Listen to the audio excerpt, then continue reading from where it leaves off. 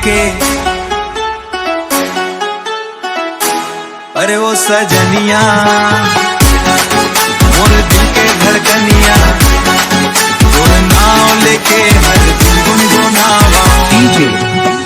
गाँव के रद्दा मधुरा धूरा उड़े धीरे धीरे, तोर हाथ चमके जैसे बिहान के नीरे। गाँव के रद्दा मधुरा धूरा उड़े धीरे धीरे, तोर हाथ चमके जैसे बिहान के नीरे। महुआ के छाँव में बैठ के सपना देखाओ, तोर संगिए बर भगवान ले मंगाओ। जब ले तोला देख्यो चैन नहीं आवे, दिन होवे या रतिया बस तोर याद सतावे।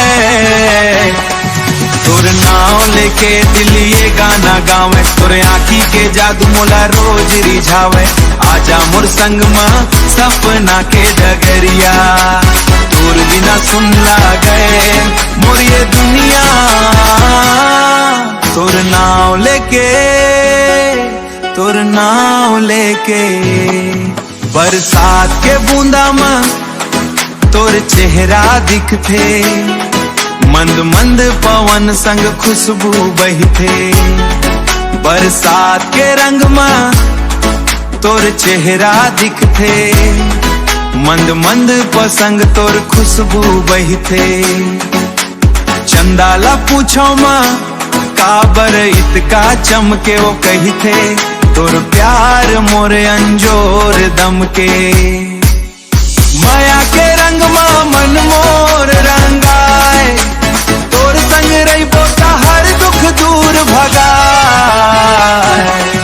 तोर नाव लेके दिल ये गाना गावे, तोर आँखी के जादू मोला रोज रिझावे। आजा मोर संग में सपना के डगरिया,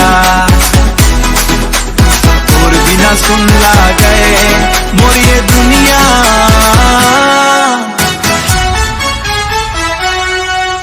नदी के पानी जैसे बहत रहे माया, जन्म जन तक रहीबो तोर संग सया, तोर संग सया।